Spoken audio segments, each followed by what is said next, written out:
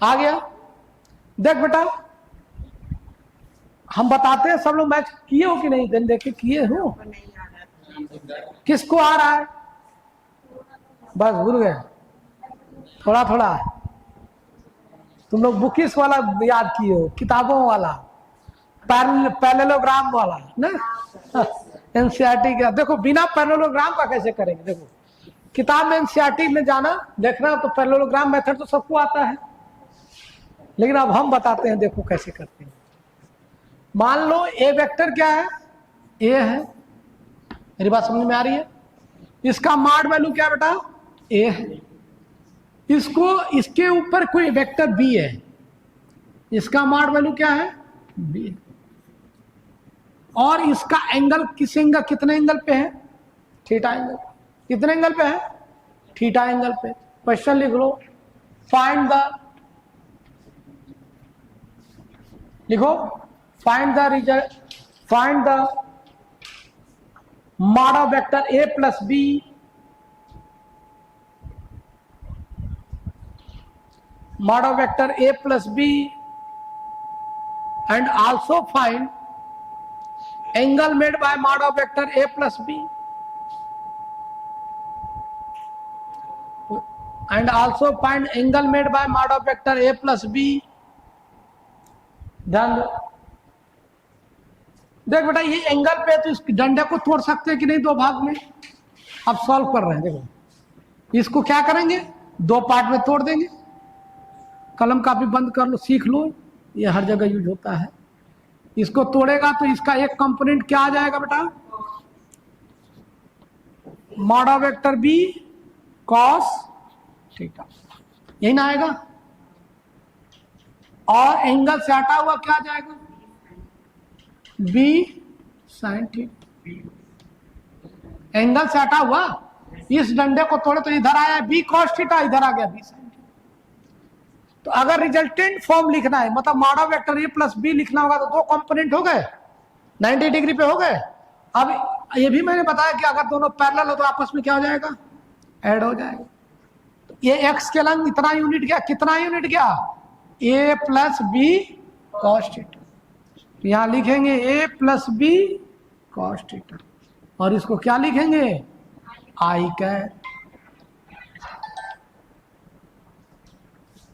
इसको क्या लिखे बेटा? आई कैप। और प्लस ये किस यूनिट में किधर जा रहा है? जे कैप। यानी बी साइन थीटा यूनिट किधर गया? जे कैप। इतनी बात आप लोग को समझ में आ रही है? अब इसको करेंगे क्या?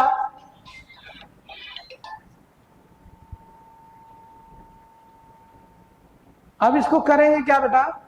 ए प्लस बी कॉस थीटा, आई कब को ज्योमेट्रिकल फॉर्म में रिप्रेजेंट कर दो। तो यहां पे यक्स के लंग कितना यूनिट गया? ए प्लस बी कॉस थीटा, ठीक है। और उसका जे को क्या करो? इस पे ऐड करो, कितना गया? B sine theta. इनिशियल यहां, फाइनल यहां, दो वेक्टर हो गया। ये रिजल्टेंट आया, क्या आ जाएगा? निकालो। ये एंगल थीटा बनाएगा, नया एंगल बनाएगा, tan अल्फा, अल्फा डिग्री बनाएगा, थीटा नहीं बनाएगा रिजल्टेंट, वो एक अपना एंगल बनाएगा। ये अलग बात है कि थीटा की इक्वल हो जाए, समझ में आ रहा है? वो अलग बात है कि कहीं कहीं एंगल अल्फा और थीटा क्या हो जाता है? इक्वल भी हो सकता है। तो रिजल्टेंट निकालो, R equal to B sine theta का whole square plus A plus B cos theta का क्या हो जाए बेटा? सॉल्व करो तो ये हो जाएगा B square sine square theta, B square sine square theta, समझ आ रहा है? प्लस ये क्या है? ए प्लस बी का होल स्क्वायर है, तो क्या हो जाएगा? A square plus B square cos square theta plus 2ab cos theta. होगा कि नहीं होगा? देखो, A square plus B square cos square theta plus 2a into B cos theta होगा। इसमें से जो कॉमन लेना है कॉमन ले ले बेटा। अंडर रूट में ए स्क्वायर को इधर कर लो और इनमें से देखो बी दोनों में कॉमन है, सॉरी क्या कर रहे हैं ये, हाँ बी स्क्वायर कॉमन हो गया, बचा क्या sign square theta plus cos square theta plus 2ab, ये बोलो क्या होता है, तो रिजल्टेंट क्या आ गया अंडर रूट में A square plus B square plus 2ab। समझ में आया, बहुत सिंपल होता है। आप पैरेललोग्राम मेथड बुक में जाके पढ़ लेना, सेकंड मेथड समझ लेना। और एंगल निकालना है तो आसान है, एंगल थीटा बोलो tan अल्फा बराबर क्या हो जाएगा perpendicular by B sine theta upon में A plus B cos theta.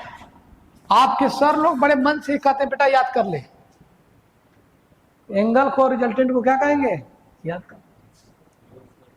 Note करो। अच्छा फार्मूला मेथड भी जो मैं क्वेश्चन आपको सॉल्व कराया हूं उसमें अप्लाई करना, फार्मूला मेथड भी वही रिजल्ट आएगा, ठीक है।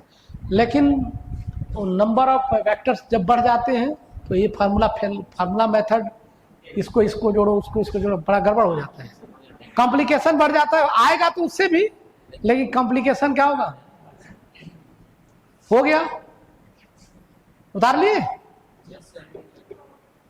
वैसे भी बायो वाले बहुत ज्यादा तेजी से उतारते हैं, उनके पास बायो वाले बच्चों के पास रटने की क्षमता और छापने की क्षमता ज्यादा होती है, और मैथ वाले बच्चों में ये नहीं होता। मैथ वाले बच्चे चीजों को क्या समझना चाहते हैं, एनालिसिस करना चाहते हैं कि है क्या, छापना कम करेंगे और दिमाग में उसको उस छापते डायरेक्ट दिमाग में है। बायो वाले तो टेक्निकल, उनको इतनी थ्योरी होती है कैसे याद रखते भगवान जाने।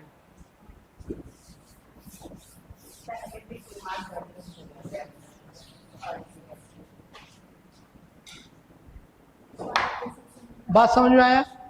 अब एक चीज और कॉन्सेप्ट समझो बेटा, अगर कोई वेक्टर है, ध्यान देना ए, और यह वेक्टर क्या है बी, एंगल थीटा पे है। अगर आपसे कहा जाए find the vector A minus B, क्या कहा जाए ए माइनस बी, तो आप जान लीजिए कि वेक्टर में सिर्फ एडिशन कराया जाता है, सब्ट्रैक्शन नहीं कराया। ये तो बताया गया होगा। तो ए माइनस बी करना होगा, मान लो ए माइनस बी, तो हम इसको ऐसे लिख सकते हैं ना, ए प्लस में क्या करेंगे, इसका मतलब समझ रहे हैं, माइनस बी का मतलब कि अगर बी अगर नॉर्थ में है तो माइनस बी जस्ट उसके अपोजिट 180 डिग्री उसको घुमा दो। मेरी बात समझ आ रहा है। और फिर उसको एडिशन करो, जैसे यहाँ पे ए माइनस बी करना तो इसको घुमाओ, ऐसे घुमाओ तो वैसे घुमाओ, घूमेगा क्या जाएगा ऐसे। ये क्या वैल्यू हो गया माइनस बी। अब देखो अब ऐड करना है तो ये इसको हम क्या करेंगे, डॉटेड लाइन से बता दे रहा है ऐसे, इसको क्या करेंगे पैरेलल शिफ्ट करेंगे किस पे, इसके हेड पे, क्योंकि वेक्टर ए में माइनस बी को जोड़ना है तो इसको पैरेलल शिफ्ट करके ही जोड़ सकते हो, और कोई तरीका। ये क्या हो गया बेटा, और यहाँ माइनस लिखने की कोई जरूरत भी नहीं है, अपने से हो गया जी, अंडरस्टूड है, डायरेक्शन के लिए माइनस है। इनिशियल टेल टू ये क्या आ गया ए माइनस, क्या आ गया ए माइनस। मेरी बात समझ आ रही है, तो ए एंगल भी आ जाएगा ना।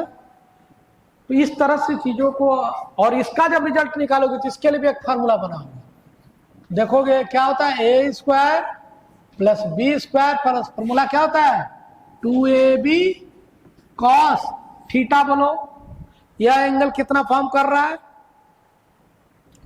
180 डिग्री माइनस थीटा कर देंगे, है 180 डिग्री 180 डिग्री घुमाया तो कितना डिग्री थीटा से 180 में से माइनस थीटा, तो वैल्यू क्या आ जाएगी under root A square plus B square minus 2ab ये इसलिए होता है बेटा क्योंकि माइनस की हो तो माइनस में आएगी वैल्यू, समझ आ रहा है?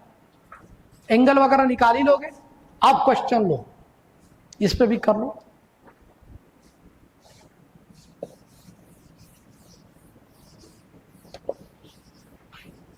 लिखो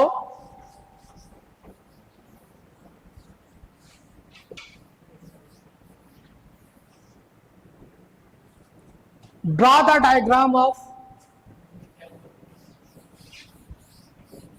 वेक्टर a minus b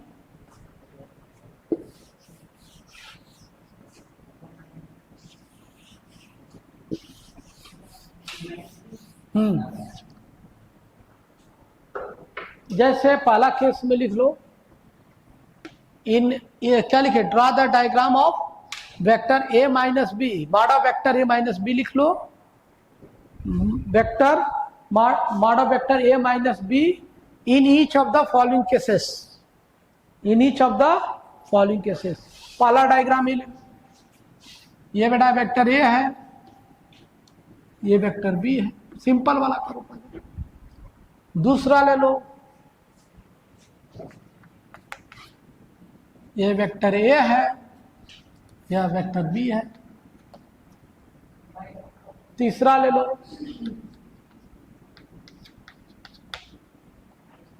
ये वेक्टर a है, यह वेक्टर 3 है। तीनों को ऐड करके बताओ, डायग्राम ड्रॉ करो, हमें डायग्राम से मतलब है।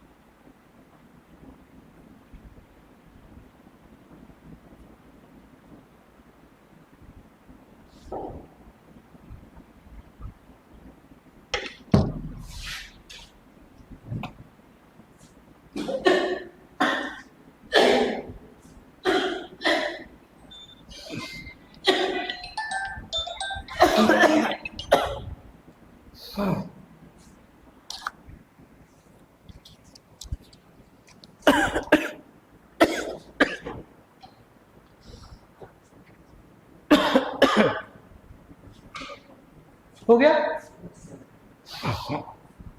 मैच कराओ। देख बेटा, हमें क्या करना है, a माइनस बी करना है, तो इसको क्या करेंगे, घुमा दे। हम डॉटेड लाइन से कर रहे हैं। फिर इसको क्या करेंगे, पैरेलल शिफ्ट करेंगे, इसका हेड पे ले जाएंगे। ये क्या, a minus B initial tail to final, ये क्या आ जाएगा बेटा, मेरी बात समझ आ रही? सेकेंड में देखो, इसको 180 डिग्री पे अपोजिट कर देंगे, ऐसे घुमा देंगे 180 डिग्री, जैसे नॉर्थ में तो ईस्ट में कर देंगे, सॉरी नॉर्थ में तो साउथ में करेंगे, ईस्ट में तो वेस्ट में करेंगे। और फिर इसको क्या करेंगे बेटा, पैरेलल शिफ्ट करेंगे, इसके हेड पे ले जाओ, ये वेक्टर ए के हेड पे ऐसे, और ये क्या हो जाएगा, इनिशियल टेल टू फाइनल, और ये क्या आ जाएगा, सिंपल। इसको लिखो,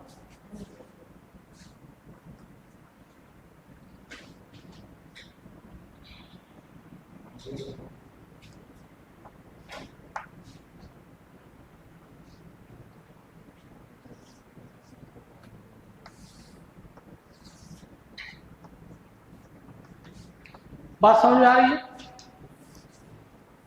समझ में आया कैसे करना है? आप क्वेश्चन लो। क्या बेटा? हाँ, अगर नीचे दिया तो फिर उसको उल्टा करो। हाँ जी, हाँ जी, ऐसे भी क्वेश्चन कर लो, डालो एक। मान लो बेटा ये है, ए वेक्टर बी है, कह रहा है ये माइनस बी, कर रहा है ऑलरेडी ये दिया हुआ है, इसका सेंस पॉजिटिव में रखा है, इसका मतलब क्या है, इसका सेंस पॉजिटिव।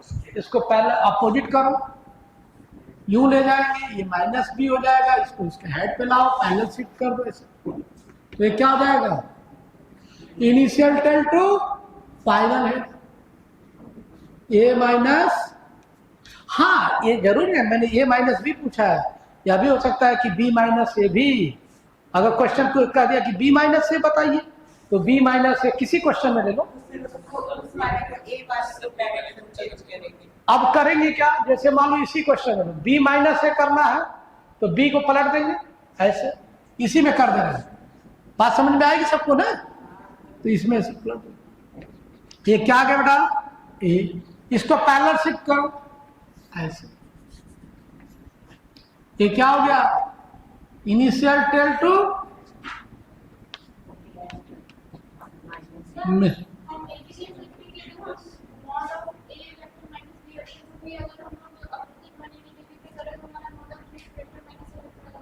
हाँ जी,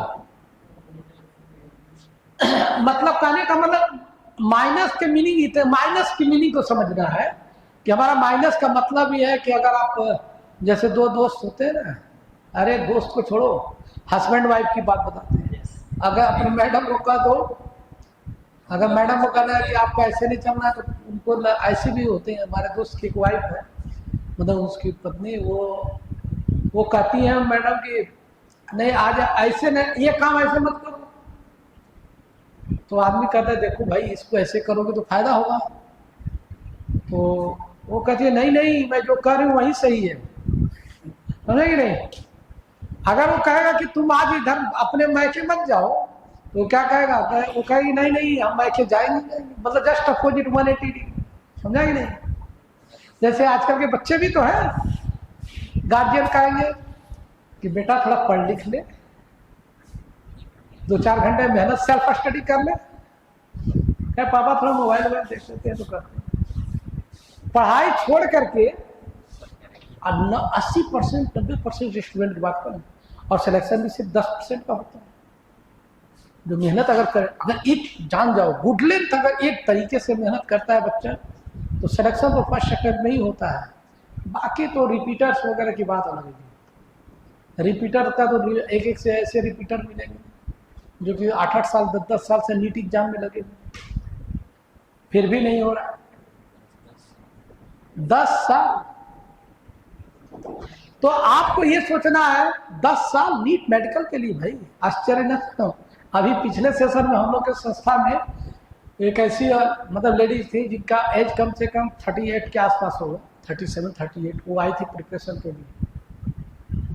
और जानते हो उनके समय का जो दोस्त था उनका, वो डॉक्टर हो गया, KGMC से डॉक्टरी किया, और इस समय डेयरी आल्सोन में, NTPC डेयरी आल्सोन में जॉब करते हैं। उनकी वो उस समय की क्लास फेलो रही, वो हमें बताने लगे अरे सर वो हमारे बैच की रही है। तो कहने का मतलब है कि इनको नर्सिंग वगैरह शायद करना था, शादीशुदा थी, ऐसा नहीं कि शादीशुदा नहीं। और सबसे बेस्ट देखना है बच्चों, आप चले जाओ वहां पे मुखर्जी नगर सिविल सर्विस वालों में, तुम जाओगे तो तुम देखोगे तो कहोगे जब तक उनकी उम्र 45 साल तक नहीं हो जाती, 2 बार डिग्री लेते हैं, 10th करते हैं, फिर 10+2 करते हैं, फिर ग्रेजुएशन करेंगे, फिर तैयारी करेंगे, ठीक है। तो ऐसा नहीं है, उससे करियर ऐसा नहीं, कभी भी किसी चीज के प्रति रिजिड नहीं होना चाहिए। आप देख लो, आप अपनी, सब बच्चे को अपनी एनर्जी लेवल पता है कि मैं क्या कर रहा हूँ, उसको गार्जियन को बताने की रिक्वायरमेंट नहीं है, या टीचर को बताने की। टीचर तो ऑब्जर्व कर ही लेता है कि कौन करने वाला है कौन नहीं करने वाला है। लेकिन हाँ, ये जरूरी नहीं है कि जो टीचर भी जज किया वो सही हो। खुद को जानो कि हम क्या कर रहे हैं। अगर सबको अपनी एनर्जी लेवल पता है, अगर तुमको लग गया कि मेरा मोड ये है, मेरा एनर्जी है कि मैं कर सकता हूं, तो करने के लिए आप अपना सिर्फ 80% भी एफर्ट लगाते हो, 100 तो कोई लगाते ही नहीं, 80% वाले ही रैंक डिसाइड कर देते हैं। तो इसलिए घर पे जाओ, अब आप लोग सिंसियर है, घर पे जाते हैं आप लोग सो जाते होंगे, कितने लोग इसमें घर पे जाने के बाद सो जाते हैं? तो थोड़ा सा सो करके फिर उठो तो फिर अपने वर्क में लग जाएंगे। खेल कूद से ज्यादा अच्छा है काम कर लो, समझे। और फर्स्ट अटेम्प्ट में कंपटीशन कम होता है, पता है कि नहीं आप लोगों को? फर्स्ट अटेम्प्ट का कंपटीशन कम होगा। कैसे कम होगा? फर्स्ट अटेम्प्ट जब देने जाओगे 12th अपियरिंग में, तो उस साल का स्ट्रेंथ जो मान लो 20 लाख 10 लाख जो भी हो, लेकिन जब दूसरा अटेम्प्ट देने जाओगे तुम्हारा जो जूनियर पीछे से रहेगा लाखों की संख्या में, वो भी ऐड हो जाएंगे। तो कंपटीशन बढ़ा कि नहीं बढ़ा?